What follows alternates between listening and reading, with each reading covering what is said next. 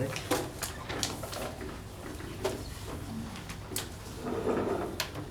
Come on, Phil's coming in.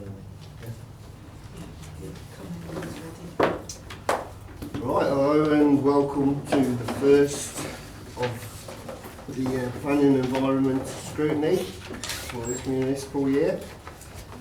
So this is the first one I'll be chairing. The evacuation procedure, I don't think I need to go through that. You all know to get out and get over to the banks as quick as possible.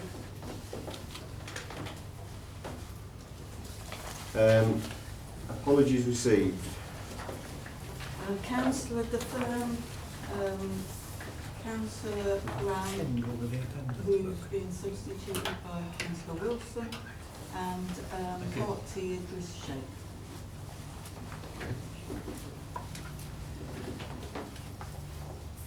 Minutes to confirm at the meeting of the Planning and Environment Review Scrutiny held on the 13th of April. Was there anybody here that was on that meeting? Yeah? I wasn't on the committee, but I was here. They look okay. Right, yeah, okay. So, okay to sign them off, yeah?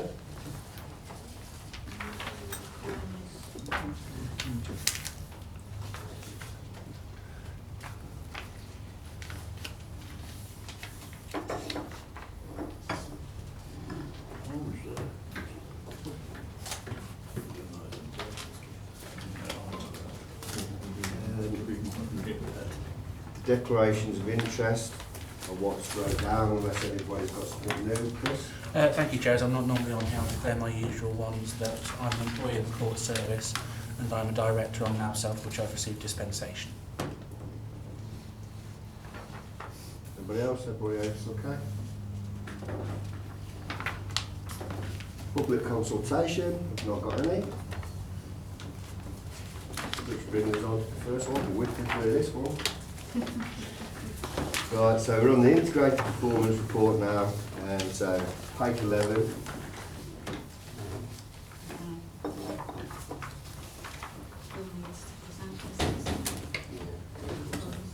We were leaving that open, Phil, for a bit of through breeze.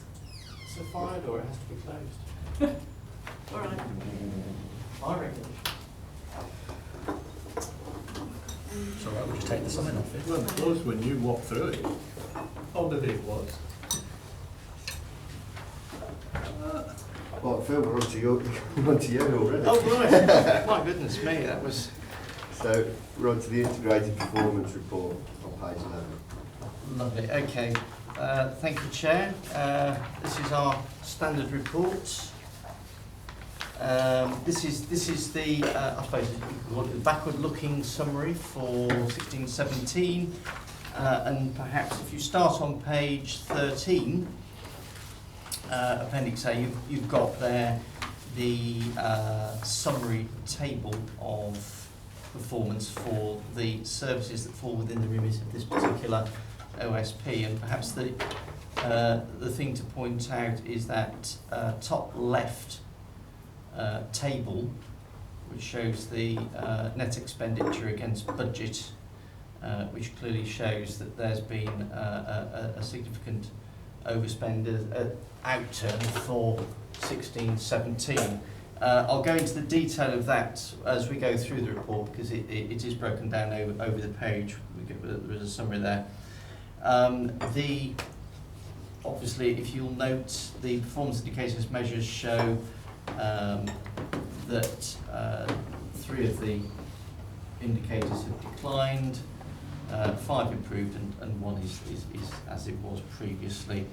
And in terms of the risk register, there are 2 reds. Now, they are net reds, which means that they're obviously risks that are difficult to mitigate in terms of either impact or likelihood. So if you turn on to page 14, and I'll run through this first, and then we'll go through the detail. You'll see there are a number of emboldened services which are bold to identify that there is a variance between the budget and the outturn. just because the bold doesn't mean it's a negative thing, 'cause as you'll see, some of the outturns are actually positive. So, for example, the development control is showing a positive year-end variance of 232,000, which is primarily down to planning fees, planning income. You do have, however, an overspend of 44,000 on parks. Obviously, I know it's been discussed at length at this panel through the course of the year, but obviously that's the outturn figure for car parking income, 249. There is as I say, development control, 232,000, positive outcome, economic development, 83,000, environmental protection, 16, and the only other one really of significant concern would be the 274,000 overspend for refuse and cleansing and recycling. In terms of the detail of those we'll come to, because it's actually set out later on in the report, but that just gives you if you like, the headlines, the things that we'll be focusing on as we go through the report. So if we could turn to page 16, that shows the position on the parks overspend, and as you'll see, that is in part attributable to the living wage, which was a contract variation that had to be made as a result of the government raising the limits to the living wage, so it had a sort of negative impact in terms of contractual payments, and that had to be fed through. It also reflects, particularly in terms of income from sports pitches, there is a decline in income as far as sports pitches are concerned, and I think it's something that those members who are on the playing pitch and asset review working party will be aware of, that in fact there's quite a significant decline in the number of sports clubs, particularly football clubs, and that's a national trend, but obviously it's reflected locally as well, which is reducing the amount of bookings that are coming through. And you'll also see that there have been some insurance claims which have also fed through, which obviously happens from time to time. So how do you want to do this then? So do you want to take questions? I'll take questions as we go. As we go, yeah. Whilst we're looking at it, Chair, if any member has a question, I can deal with it then and there. Got Keith first. I don't know. I think you've got less. Sorry, Chair. Got Keith first, and then you.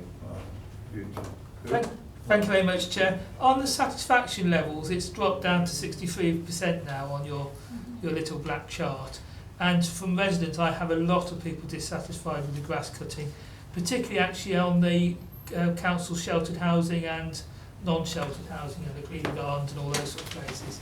So in terms of satisfaction of parks contracts, is there any recovery or sort of analysis being done to actually work out why we keep going down on this, and try and get better satisfaction? Because people aren't getting their cuts, the grass is growing and it's not regularly enough cut, the dog bins aren't emptied. Satisfaction with Glendale was actually getting better when we renewed their contract or extended it, but it then seems to have really plummeted in the last few months. Well, we're not talking about the last few months, Chair, we're talking about last year. So if I can keep to the agenda item, I think I can deal with that separately, but the answer is yes, there are steps in place.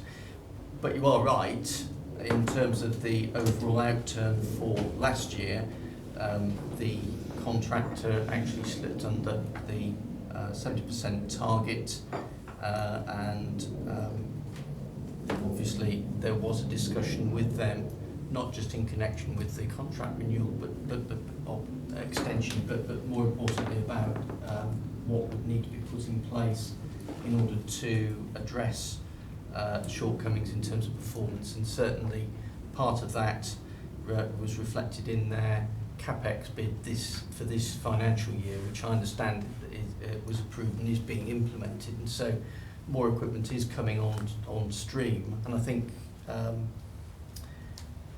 you had Barry Bolton at the last meeting, who explained that to the panel what they were doing. I understand that they're just about there now in terms of actually getting all the equipment in. They didn't get it all in at the start, but I think they delivered their last bit of equipment, which was a sidearm flail, as I understand it. You'll understand that more than me, I suspect. Do you want me to help you? Well, Basically, Glendale bought a... Can I go, Chair, or do you want me to... Yeah, go on.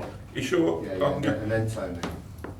Well, no, Mr. Lloyd go before me then. No, I'm okay, No. Oh, well, I've got a couple of questions I'd like. But on the Glendale job, the Glendale man has said that they bought a new mower, so they're going to put another mowing machine on. And obviously, not for their defence, but it's the time of the year. The grass has all of a sudden grown, but now it's come like it won't grow. But my question, Chair, was to Mr. Richardson. Can you give us a breakdown? You say increased salary costs and overspend, decrease in income of sports pitches, and relation to higher insurance claims. Can you break that down for us, please? I can't give you the precise figures. I haven't got them here, but from memory, roughly about 20,000 of it was for the living wage. From memory, there was I think it's about 15,000 for the reduced income, and then there was a £6,000 or £7,000 payment for a claim or insurance claims in connection with plain open space. But what I will do, Chair, because that's from a report that I read some months ago. So I will confirm that to Shirley, and then we can circulate that to the panel. Okay. Tony? Okay, Chair, thanks. Oh, you're Oh, you're okay? Okay, Chair, thanks. The only... Oh, sorry, yeah. So, can I just ask, Phil, on the satisfaction levels, how do you arrive at those figures? I mean, is that as a result of sending out letters to constituents, or the monitoring standard? Is that the result of letters received or complaints? Or, No. I mean, how do you arrive at those figures? The monitoring level is done by it's done by officers, and we do what they call joint monitoring. So we monitor with the contractor as well. So we do a monitoring sheet, they do a monitoring sheet, and then we do a joint monitoring sheet, and where we then discuss variances. Largely that process has helped the contractor to understand why we measure it in a particular way. So those figures are actually the assessment made by officers as to these, compliance level and the appearance of the sites in their view compared to what they think it should look like based on the specification. So, and they do it against, they have a list of criteria for each site, and they assess it against that criteria. So it'll be around appearance, shrubs, grass, dog litter, and any sort of fixed or sort of movable equipment, whether it's functioning properly, etc. As it says in the commentary, one of the issues that we've said this before, but one of the issues with the informed areas is that we don't have many indicators for those areas. So you only miss one, and you I think it's 4, so you're 25% down straight away, as opposed to the form areas where there's more, because there's more things to measure. The satisfaction level, which is the table on the left, is the one that is the result of the cards that are put there, and we have two processes that are done simultaneously each month. One is that the contractor is required to post cards in and around areas where they're working as a matter of, it's done randomly, but they put them through. If they're working in an area, they will put, I think it's 50 they have to issue in any area where they're working. And it's just a reply paid card that residents can complete and then just post back to us. Separately, the Parks team also send out something in the order of about 100, 150 a month as well. And as you'll see, one of the issues we've got, we have flagged this previously, and it's something that we're working with IT on to see whether we can do something a bit different in terms of having something on the website. The return rates are not very good. So the satisfaction level, if you look at the table on the left, is suggesting that we had, in the previous year it was 76%, last year 63%, the target 70%. But in the commentaries you'll see, over the entire year we've had 86 returns, and that's roughly out of probably about 1,000 plus that was sent out to a number of different residents. So it's not a massive return, and therefore it's very difficult to, as Councillor Kandaka was alluding to, it's difficult to draw any firm conclusion on customer satisfaction, because in reality a lot of people don't seem to return the cards.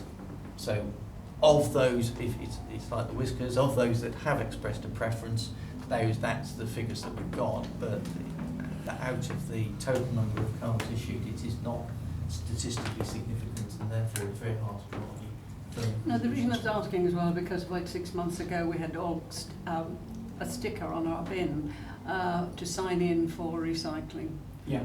And so on. And I just wondered if that was incorporated in these figures, and if there's any No, feedback or no, any no, joy it's- from it at all. We would like to do something similar with the website, so that we can do for a period each during the course of the year. We can ask people if they want to rate it when they're on the website. We can rate this at the same time and have a very quick, rating questionnaire, a snap survey, so that we can then get some returns from that.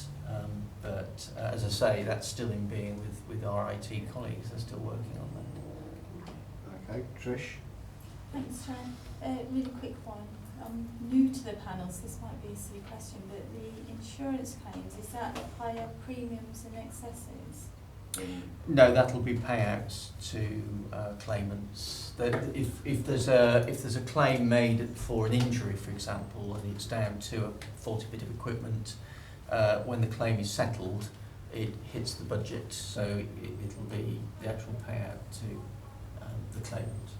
And the council has to pay it then? It's not underwritten by the insurance? Well, the council's excess is £25,000, so any claim under that, Thank we you.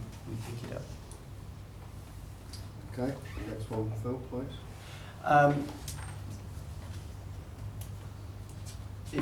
Well, that brings us to car parks, Chair. So That's the same as. it's very little has changed. I mean, obviously you've now got the outturned figure.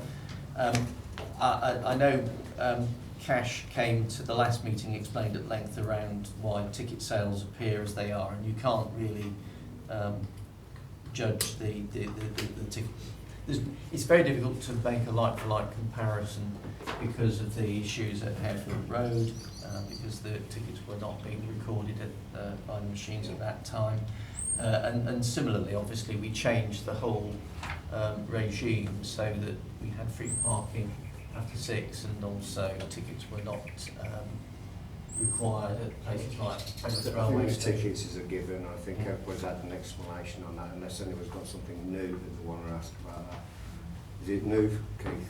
Well, I was just, because it is financial is real though, although the ticket sales is based on missing data, the actual revenue is new. And are we reprofiling our current year based upon what we've learnt from the income this year? I don't know the answer to that, but I would I should guess that imagine so, yeah. we would have to. We can't budget to lose money, so we'd have to. It's just the outturn comes.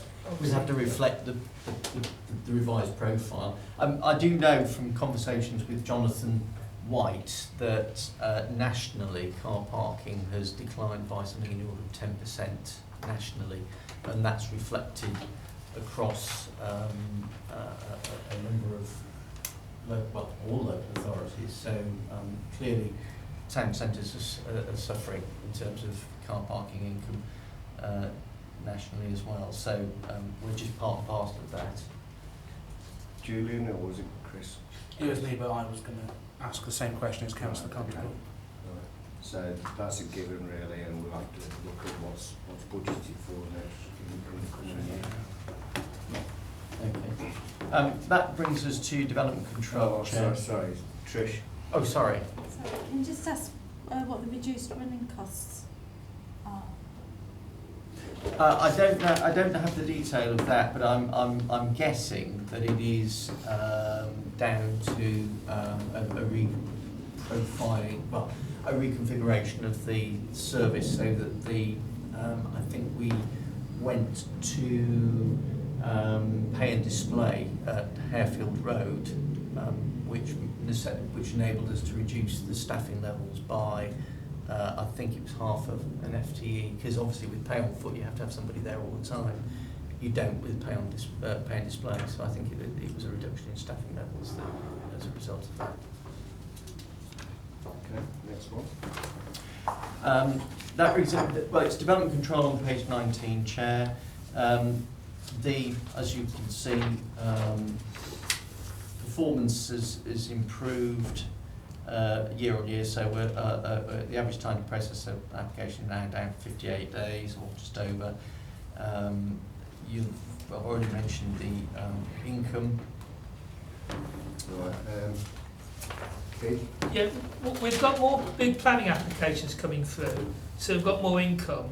But one of the things that seems to have dropped off is we've not got more enforcement. So we're actually thinking we're doing brilliantly because we're taking all this extra £250,000 almost. But there's a serious problem with actually making developers put the cycle tracks in, do this, do that. All the things that the enforcement officers are doing to actually make sure that things are actually built to plan and conditions is really under strain. We've got one member of staff, I think, who does a lot of the checking on applications. And really, if we've got more income for a short period because there's a lot of development, we need to actually offset that. Just like parking, we've got less parking, we've got less running costs. Effectively, if you've got more planning applications, you should really have a bit more enforcement to actually make sure people are doing what they're supposed to. And looking at the national statistics, we did 2 enforcement actions last year. The average council does 12 on our side. So are the development control people allowed to actually spend a bit more time on enforcement to actually make sure we're actually keeping tabs on all these applications? I don't know. I think that's a question I'll have to take back for Ian Powell to respond to. In terms of enforcing, I'll ask Ian what the position is in terms of ensuring compliance with conditions, but my understanding is that the obligation is on the developer to discharge conditions, and they tend to do that. I think it's not necessarily about discharging conditions that the issue is, it's about what they actually build on the ground, which may be picked up. It's more likely that it would be picked up through building control than anybody else, if building control are on site. Unfortunately, that's not always the case with the big house developers, so it may be that sometimes we come across these things after the event. So, but the way I understand it, this is the first time that planning control budget has gone up by so much, so it's a congratulations to them on that really. So they must be doing something. oh, we had a lot of applications. So. Can I just ask again?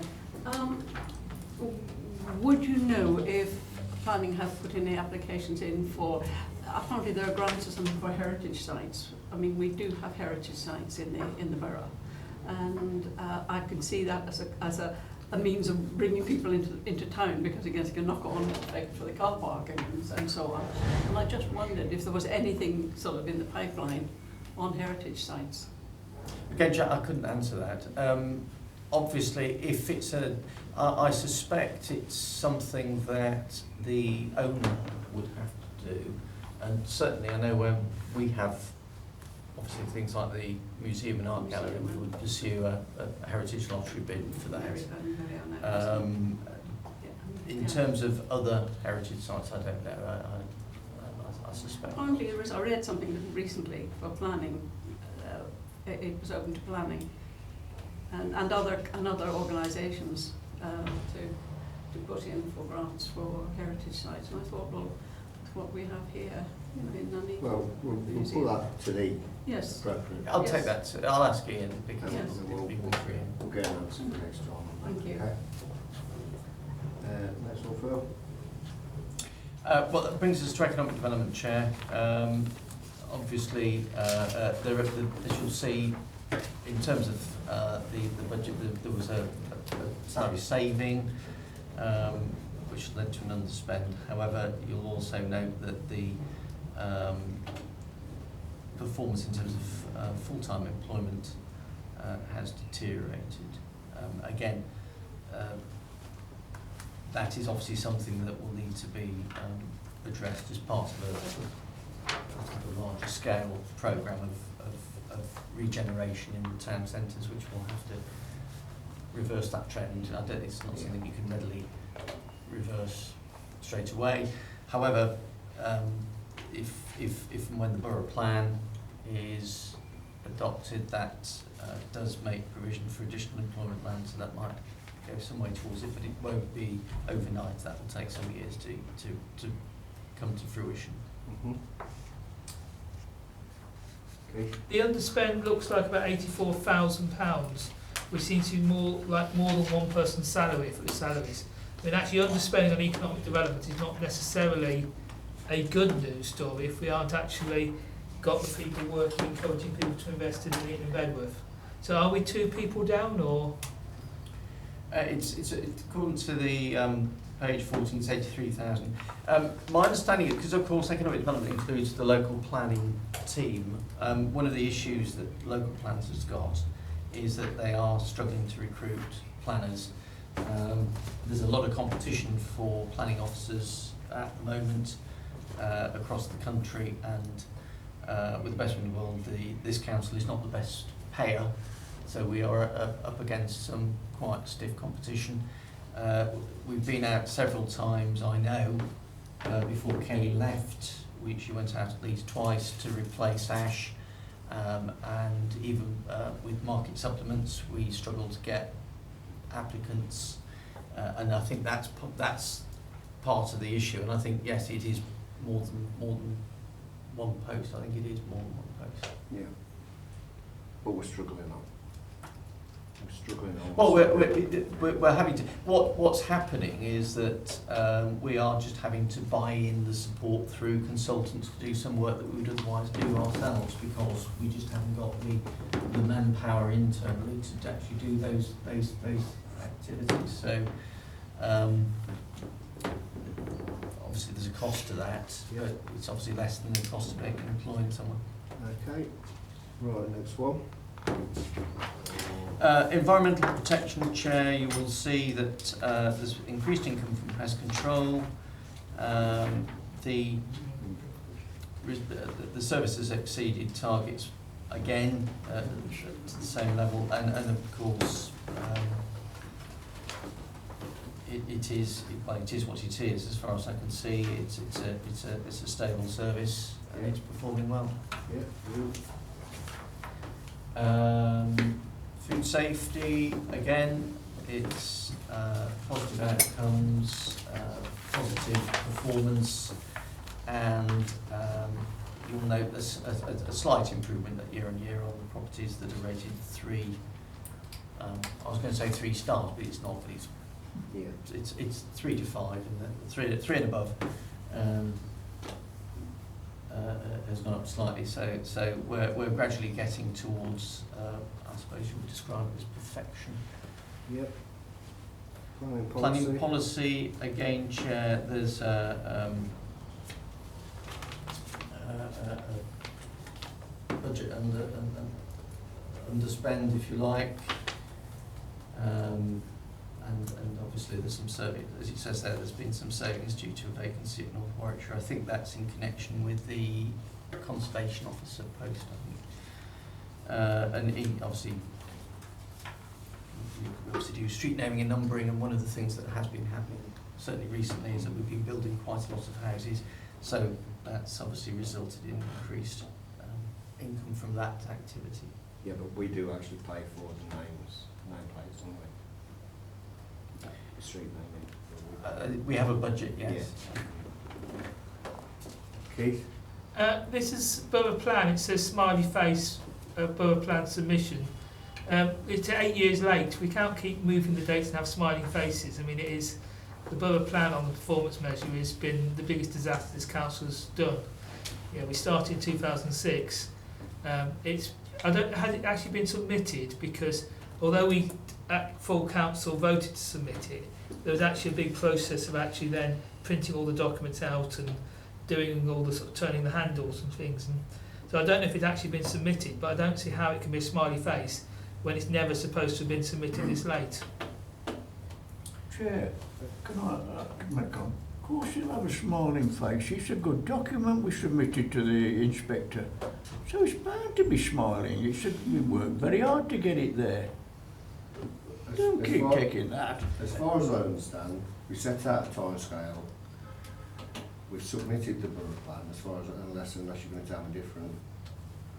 Well, I was just pondering, Chair. I mean, bearing in mind what I said to Councillor Condark earlier about this is a backward-looking 16-17 report. I'm just looking at the date that it says that it's fair to say, yes, on 24th of May it was approved and it has been submitted, but in actual fact, that's in the current year. It shouldn't be. Well, I don't know what it should be. Probably a neutral face, probably. But I mean, obviously, in the current year, it will. Half a smile. Yes, a quizzical smile, maybe. So yes, it's a little unusual that, and certainly by the end of 16-17, we were at the point where we'd completed the consultation process with a view to considering the responses at full council, but we wouldn't have actually technically considered them at that stage, so we wouldn't have got there in that sense. In a sense, Councillor Condark is right in that in our annual monitoring report back in 2009, I think it was, we set out a timetable which obviously went through a number of different emanations and what have you. What the guidance says is that if your timetable is slipping, then you just rewrite your timetable to fit it in, and that's what we've done. So we're still in accordance with the timetable. It's just that we as with any project, you have to recast it. So okay, we accept that it shouldn't be a smiley face, but yeah, it is what it is. It is what it is, and we are where we are. Okay. So next one. Chair, can we have, the question was asked, can we have confirmation that it has actually been submitted? Oh yes, yes it has, yes. Sorry, I thought I did say that to the Chair, sorry. I did say that, yes. Sorry, yes, it has been submitted and all the documentation has been submitted. And just for your information, Chair, we have now had an inspector appointed. Ah, right, okay. So a little bit further than until. Yes. Right, okay. As long as the smiley face isn't panic. It ain't panic now.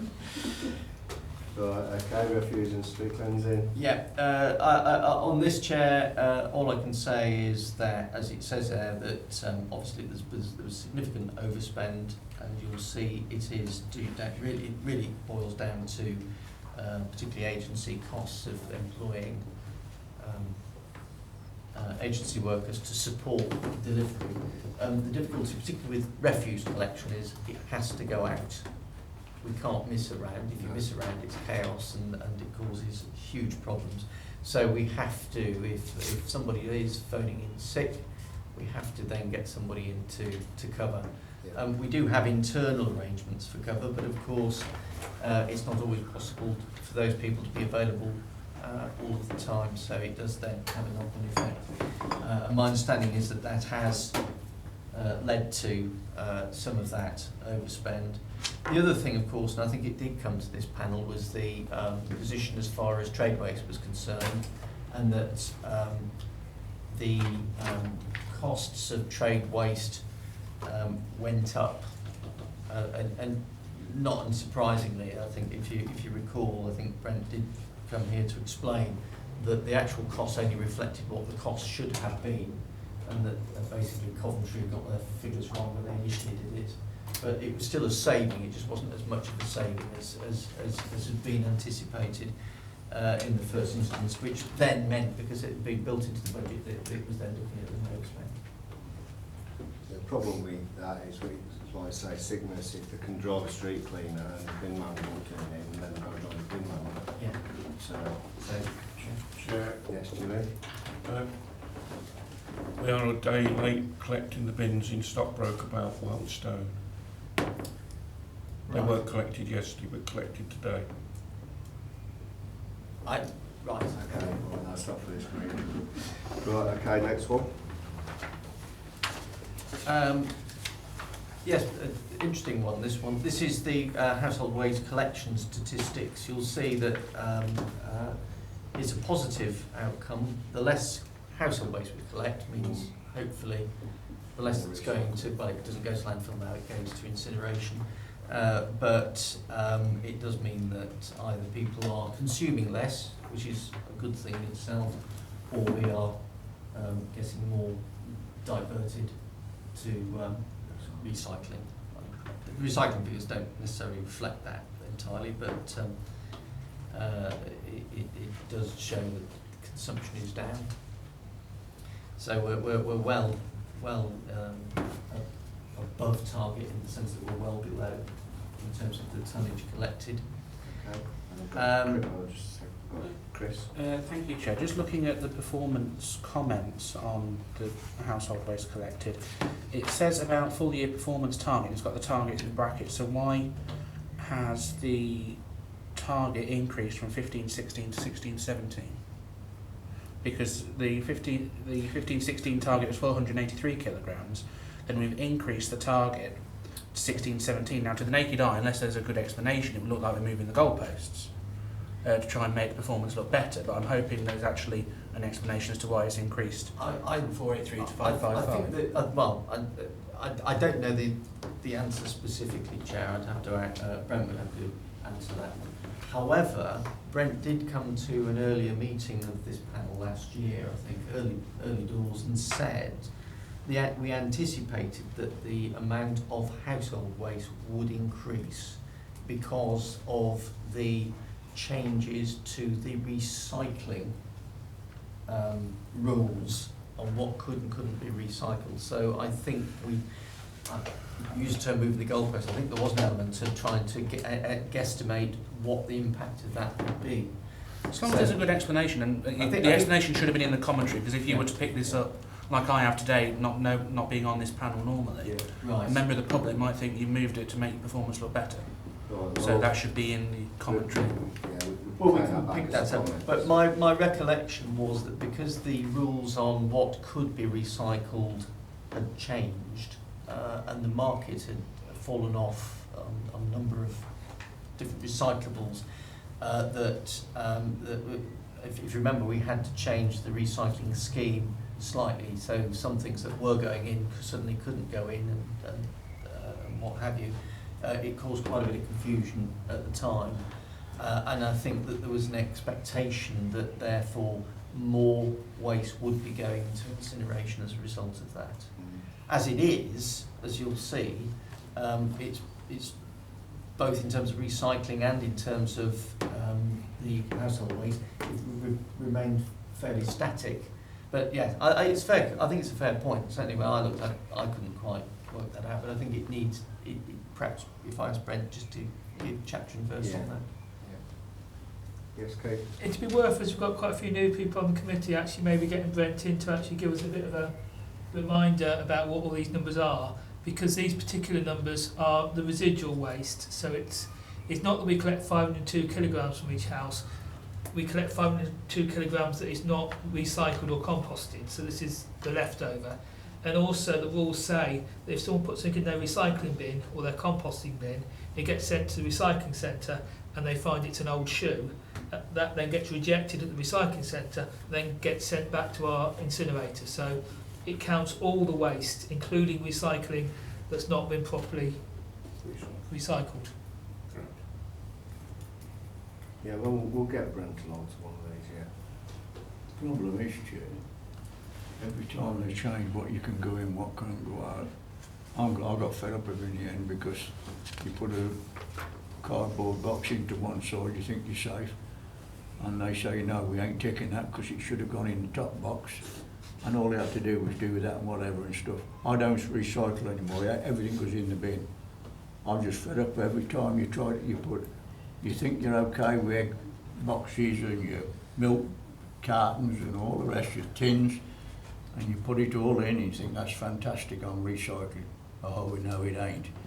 It's one bottle out of place, mate, that bin don't get emptied. So I don't bother anymore because all in one bin now. I don't recycle. So and a lot of people are doing that because they're fed up. Two bins a fortnight. So. People get fed up because every time you do something they don't do it. We keep saying, yeah, we keep telling the world what you can do, what you can't do, but the message ain't getting across to everybody, somehow or other. But it ain't going to me, I don't do it anymore. And you can use that at full council and put it on email if you want to. Unfortunately, the figures say that it's working, so... Well, I was going to say that the positive message is that despite those difficulties, we've managed to maintain between 15, 16, 16, 17, roughly the same recycling. I think it is a shame that it has had that impact. I know it has been commented upon elsewhere that it's got more complicated and people are confused about it. I'm forever removing egg boxes from the recycling and putting it into the black bin because you can't recycle egg boxes. It's just one of those things. I keep telling my children, put it in the black bin, unfortunately, put everything else in. But it is one of those things that we'll get it people up to speed and working, to the new scheme, and they'll probably change it again. Somebody will tell me if I'm wrong, but you can recycle egg boxes if you put them in your compost bin. So Well, yes. I recycle my egg boxes. Keith will be extremely pleased to hear. Recompost them at home. What's an example? No, not plastic ones. Right, okay, recycling. Well, as I say, Chair, again, other than obviously in terms of performance and recycling, it's as is. Yeah. It's just about the same, slight improvement. You'll see that again, its agency costs cover sickness, particularly in terms of the green bin collections. The increased transport costs, I don't quite understand. I'd need Brent to explain On that. I've just got one question. Is on the bin collections, on the green bin collections, couldn't we say stop it about November time through to March or whatever, collecting the green bins, or is because I mean, we used to do that, yeah. But the difficulty is that now we do a food waste collection as part of the green bin collection, so that we say to people, you can put your food waste into your green bin, you don't have to put it into your black bin. It would be an issue. We couldn't have, it would just mean all the food waste would have to go into the black bin, I guess, but it's a lost opportunity. Yeah. So it is something that we're going to have a look at anyway, because with all the changes, Brexit may change the rules. There were recent European rules on commingled collections, etc., which could cause a bit of a flurry of activity in the industry because of the need to separate out different wastes, etc. And that may be something that we'll come back to for another look to see. Okay. And also, my grass was cut in January this year, and I pruned my apple trees in January because you have to do a winter prune. So You need to breathe in. That was just plucked out of the air. It didn't have to be them ones. Strike it from the record. No, I was just saying, come and look at it. Right, okay, next one. Well, I think, That's Chair, that it. just about That's it. takes us through. And then, obviously, we've got the risk register. It'd be probably easier if, rather than just going through it, if members have got any particular questions on the risk register, perhaps endeavour to answer those. Right, so has anybody got anything on the risk register, or are we just going to take it out red? Go on there, Pete. Well, one point is this is a March risk register, so we should really, if we're having these scrutiny panels, try and get because there's 3 scrutiny panels or 4, all look at the risk register. For it to have a 3-month lag means that some of these things will be less risky, and some new risks like hostage wear have come up in the intervening time, the ransomware at the hospital and things. So I think we should have the risk register up to date before it goes around the cycle of scrutiny. And then I will mention the hostage wear at the hospital. You know, do we need to update our IT risks in mind of what's been going on? If I can answer both of those, Chair. Yeah, we are in the process of updating the risk register now. In fact, I was supposed to see Steve Gore yesterday, but I was out at a meeting, so I'm seeing him tomorrow. And I know the directors saw him today. So it's part of a quarterly update that goes on. It's just that it falls when it falls. So it'll come to the next panel suitably updated. So there are obviously things, and if you look at R2 on page 31, clearly at the moment we've got planned submission for examination of the borough plan. Obviously that's now happened, so that will now move into number 5 as a mitigation in its own right. In terms of cyber security and cyber risks, yes, we have identified that as a risk, and it will be added and will be on the next risk register as a risk. But I can reassure members that the assessment that was done by IT in consultation with our IT security consultants was that we have a multi-layered defensive system which is up to date and robust. So on the risk register then, we've only got 2 reds anyway, which is on page 31. Is there either of them that you could answer or get some answers to? In terms of the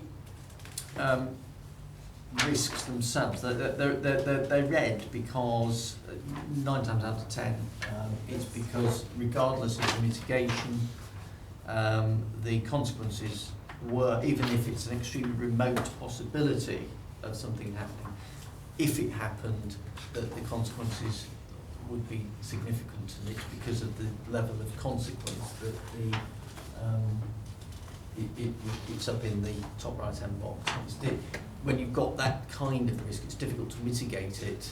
So I guess if you were to consider what happened recently in London in terms of the risks there, if you'd said there's a what's the risk of a fatality from a fire in a tower block, you'd probably say, well, actually, it's unlikely to happen, but if it did happen, it'd be a significant risk.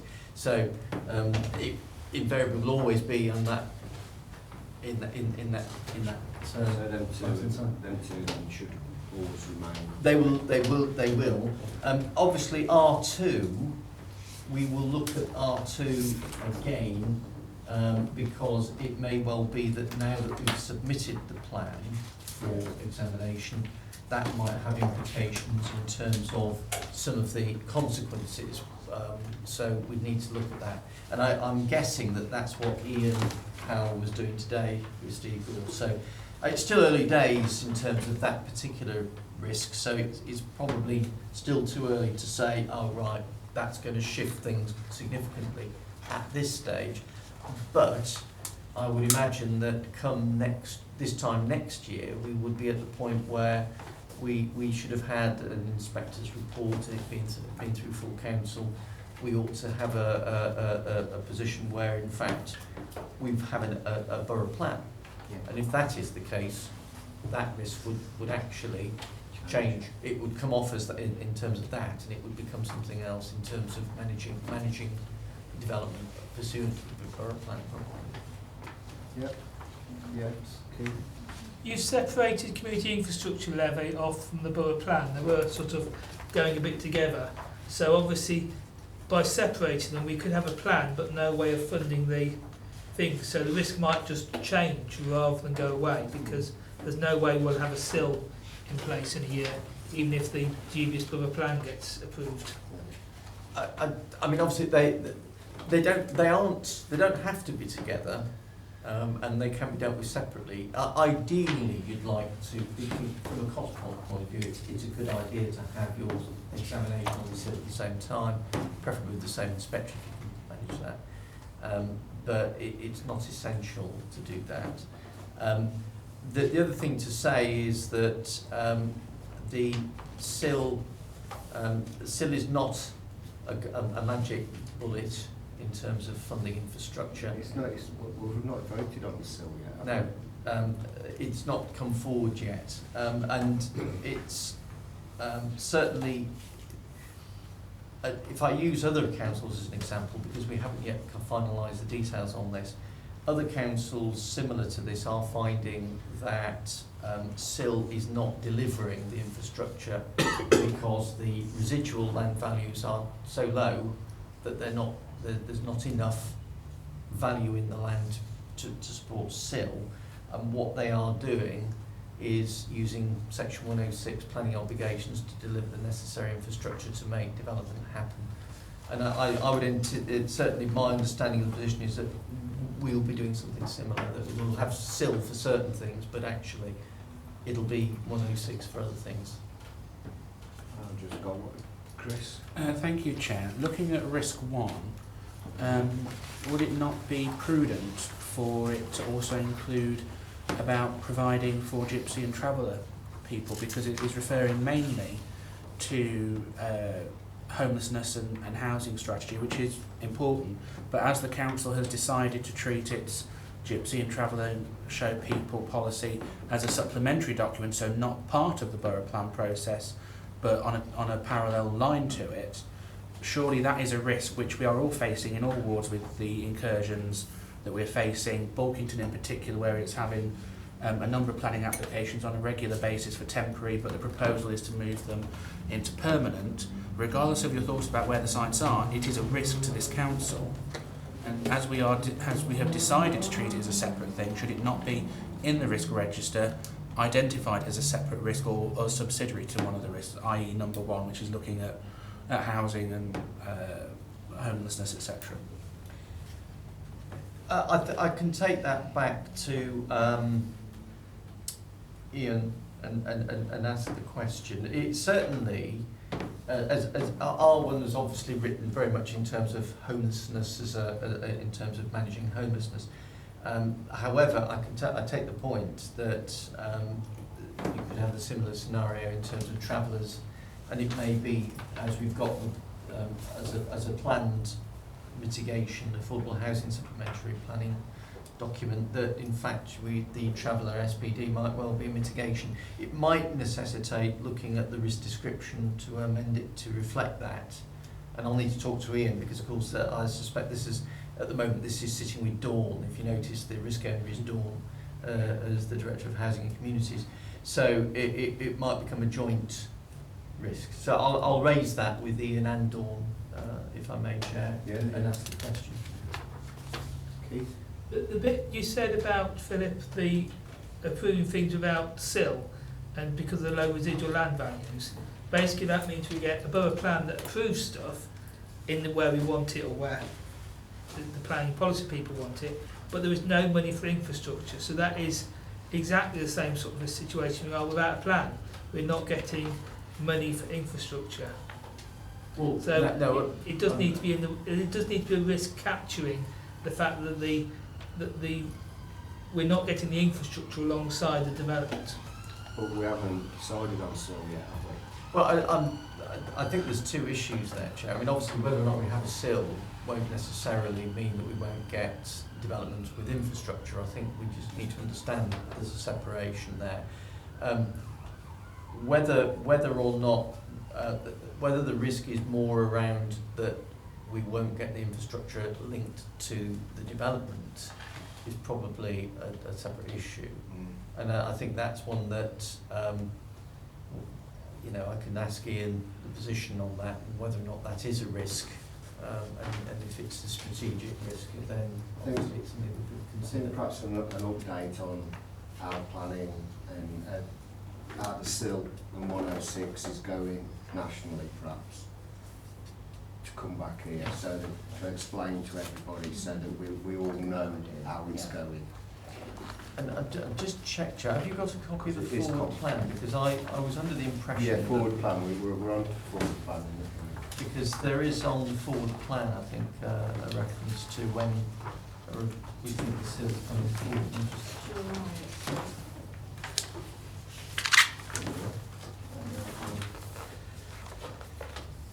We live in the Borough plan.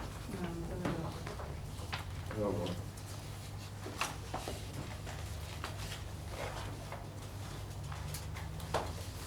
Yes, yes, Chair. So if at the moment there is a proposal to bring a report to Cabinet on the community infrastructure in July. So I guess it might be wise to wait and see what comes from that, and then take a view on whether or not it needs something picking up in the risk register, because clearly if it's...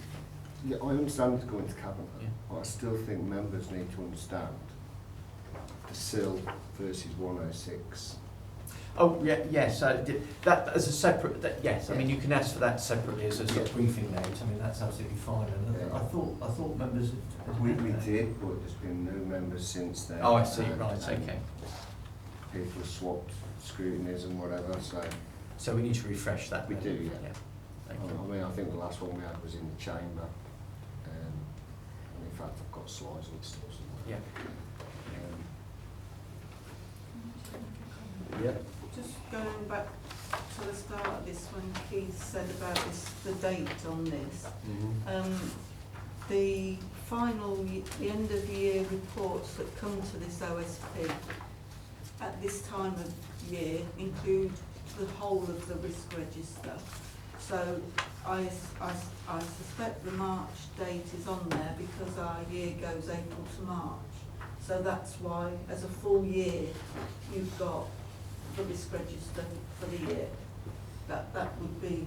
Right, you've got okay, the so full- the it's full still a register. backward looking Yeah, risk register. yeah. So, That's okay so far? Right then. Let's crack on. So next one on the agenda. I was going to say there is just the performance report, which is on pages 52 and 53. I think it's self-explanatory. There is an attached commentary which explains some of the variances, etc. But as you'll see, revenue forecast, slight trend. The final outturn report was down slightly against the forecast variance, and also in terms of the January-February figure. So my understanding is that we've just come in under budget for the revenue forecast outturn for last year, but obviously the contribution to reserves was less than originally anticipated.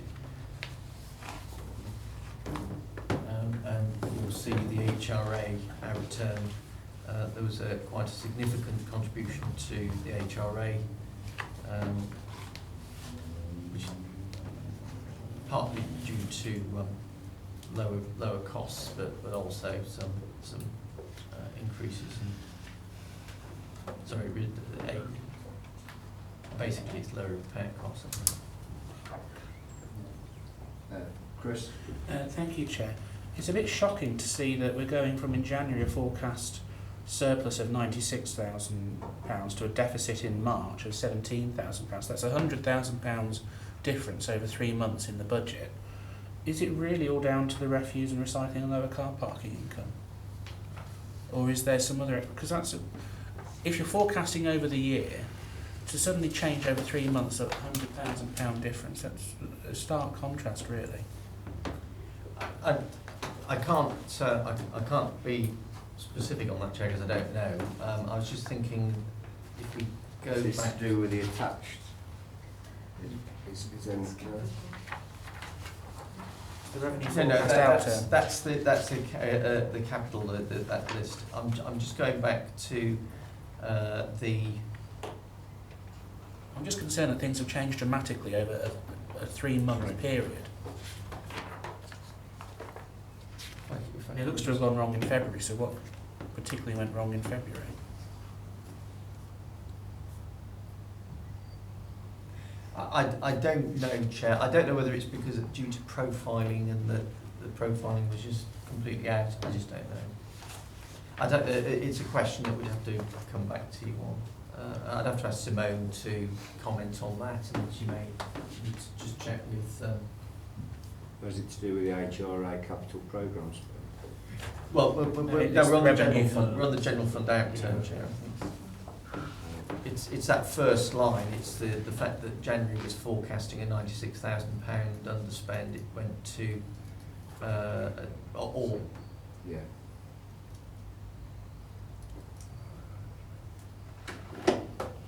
So we get Dawn to come back on that. Simone. Well, it'll be Simone, yeah. Okay. Keith. Similarly on the capital programme, the figures go all over the place from, I assume 3.4 million in brackets for the general fund capital means we expect to defer or underspend on our capital by 3.5 million. Then it went to 440,000 and then went back to 3.4 million. So I don't know if that's an error in the spreadsheet. I don't really trust these spreadsheets. But on a more detailed point, it then sees financial commentary. In the financial commentary, there's a big list of projects on page 55 of all the things that are running late, which is, I think that they probably add up to about 3.4 million, including the Bermuda Connectivity Project, which it says is now progressing. I didn't know it was progressing, so if you could tell us what you know about those two things. On the latter point, absolutely nothing. I'm not entirely sure what that means, so I need to clarify. I was under the impression that I know there was some feasibility work being done, but other than that, I didn't think that the scheme had got beyond that stage. So I need to discuss that with Ian Powell.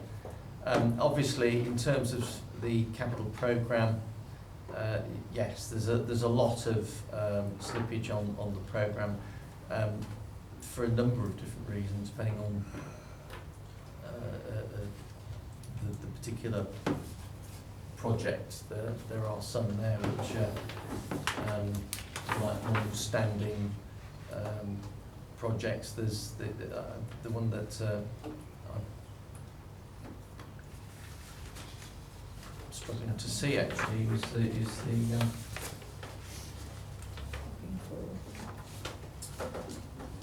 well, actually, no, it's not that one. I was looking for the skate park. No, it was the cemetery. Coastal Road Cemetery, 75 grand. No, the Marston Lane Cemetery, which was well, there is an item in Marston Lane Cemetery, and I'm struggling to see it, so I don't understand why it's not there.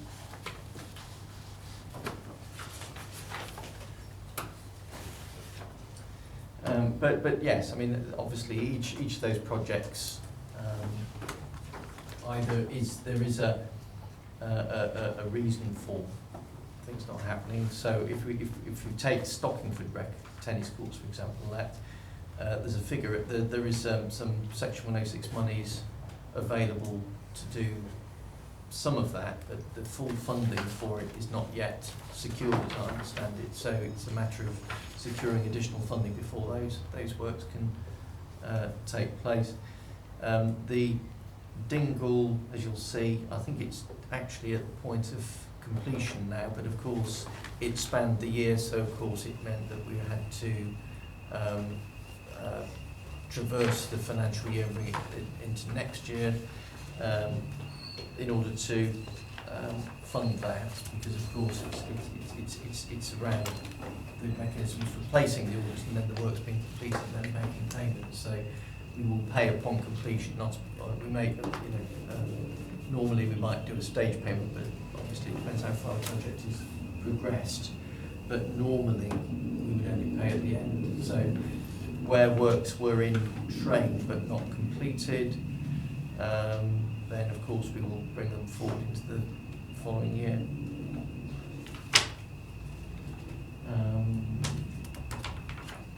Again, Ocean Road Cemetery, as I understand it, was in train but not completed by the end of March. So some of that though could have probably a little bit more detail on it. I mean, footpath construction will be completed by 2017. Where? What footpath? I don't know, Chair. Yeah. I'll have to look at the. Perhaps if we could have a little bit more detail. The capital programme itself has the detail of what the works are, so that that's what will tell me the answer to that. Julian? Thank you, Chair. Can you tell me about the Gresham Road, please? Works advance more quickly than forecast. Where are we up to with that, please? In terms of the project, my understanding is that we will have handover tomorrow, I think, or it's either tomorrow or next week.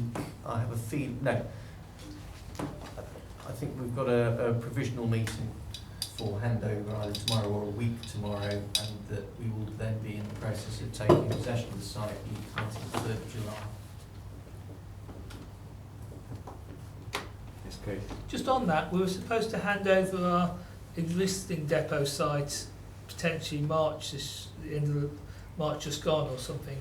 So when will we be free from our existing site and hand it on to wherever we sold it to? Well, at the moment, we haven't sold the site. A company has an option on the site, which gives them the right to call for the site upon giving 3 months' notice. We have to give them the site. I think the earliest they could give notice was March. They've not exercised that option yet. What they have been doing is we've given them licences to go onto the site to do surveys with a view to establishing what, particularly in terms of contamination, etc., what steps and remediation might be required once they do exercise the option. But I think they're just prudently taking a cautious and careful line in terms of the process. So we anticipate decanting from St Mary's Road Depot July time, and it may be a phased process into August, depending on how quickly services need to move, and then the site will then await whatever then happens next in terms of the option, whether when they call for this site, and then we can do the transfer. Okay. Anybody got anything else? No?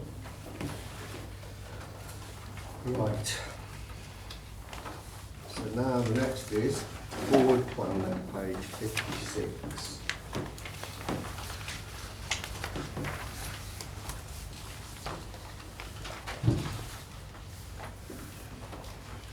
So anybody got anything you want to ask on the board plan? Okay. It was actually decided it's obviously a confidential item, so we can't talk about the details in open session, but will we actually have an opportunity to talk about the land at Church Street and the sort of town centre master plan that's going on at some point?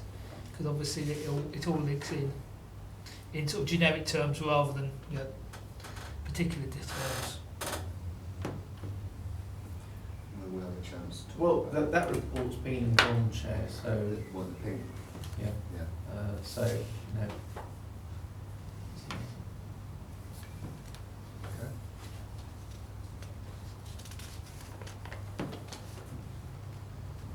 So no, we can't talk about. We can't talk. No, about no. It's an exempt item. Right. Okay. So anything else on the forward plan? The work programme on page 59. That's not looking too good. Thanks. We haven't got a lot on this work programme. Ground maintenance contract renewal, that's been and gone, so that one needs to come off. Play pitch strategy, playground strategy, has got a working group set up that are looking at that, and then hopefully that will come to this scrutiny panel. And we've got the borough plan, engage with the monitor, so we've not got a lot on, unless anybody needs something to come to this. At the last meeting, Chair, there was a request for an item from a previous meeting about replanting of trees had got missed off, so that does need to go back on. So it was a tree replanting programme that had come up previously when we were talking about the grounds maintenance review. I think Paul was going to do something. I understand at the moment that we're still without a trees officer, so I suspect that will be in abeyance for a little while, unless Paul himself knows. So the tree officer's still off on long-term sick, but happy for that to come on, and if everybody else is happy with that, stay on the tree planting programme. Yeah. Keith? Every year we do a 5-year land supply for the house building and things. That is going to come through very soon. I think that the planning policy team have just finishing the draft. But I think we do need to look at our 5-year land supply target and that area, because it's sort of tied in with the borough plan, but sort of slightly separately. What is getting built, what is getting mothballed, and sort of just look at the whole house supply chain, if you know what I mean, the pipeline, I think it's called. Colleagues, I think so. Obviously, it's something that you can have a look at the process, look at the data as it comes available. Can we have some questions with the planning team and have a look at bringing that to here if the planning team are happy with that? Yeah. I was going to say, the document I've handed out is the what we've currently got on the contract register for the over 125,000 price element. This isn't fully up to date, I understand, because procurement are currently in the process of trying to gather all that evidence in, because I believe it's sort of dotted around a little bit at the moment. But that was just to give you an idea of contracts that we know when they're due for consideration, and see if there was anything on there that you might be interested in having a look at before we go out to tender and so on. Having looked at it, I don't think there's particularly anything on here that would be of interest to this panel, but I'm just sharing this with every panel so that you've seen it. One of the, when it went to economic last week, they did say that they would find it useful, and I will ask the question, to have maybe the amount of each contract so that you know what sort of price you're dealing with it at. So other than it being 125k, you don't know, it could be 600,000 or 126. Thank you for reading it. Yes, Kate. One contract on there is the recycling contract, which is November 2018. Obviously, putting the tenders in and doing the bidding process takes many, many months. So it's probably about the end of this municipal year that they'll start to sort of firm up on the details of the new dry recycling contract. So it might be worth us at least having an input or... The panel have already reviewed that question, ready to feed into that tender process. So that's been done, along with the grounds maintenance one. So it's about what's coming up beyond that. Has anybody got anything to say on that? I'd like to see probably another column with the amounts in, so we know what we're looking at. I think with what's just happened as well, it might be worth looking at the fire detection alarm and emergency lighting systems. Maybe. But apart from that, yes, Dan. Chair, we're at the end of the meeting now, I gather. Yep. And so, can this committee show our respect to the London and have a minute silence before we leave and this committee breaks up? Yep. I think shows our respect to the people and what's gone on. Well, all of it's gone on in the last months, certainly with the terrible, terrible thing that's happening across the world and killing people. This one's a bit different, but we could show our respect and record the what we've done, please. Yep. Just before I do that, Chair, can I just ask that if anybody has any ideas or any suggestions that they want to put forward for the work programme, just let me know and we'll sort out a work programme form and so on and start to... I think we can do that after respect. Yeah. Right, so, okay then, we have a minute's silence then.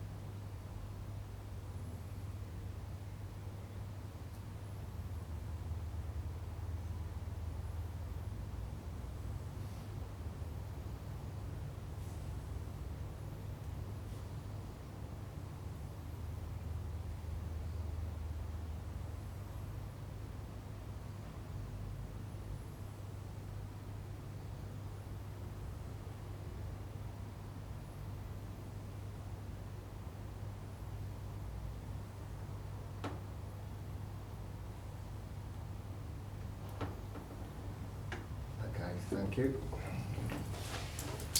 So unless anybody's got anything else, declare the meeting closed. Thank you.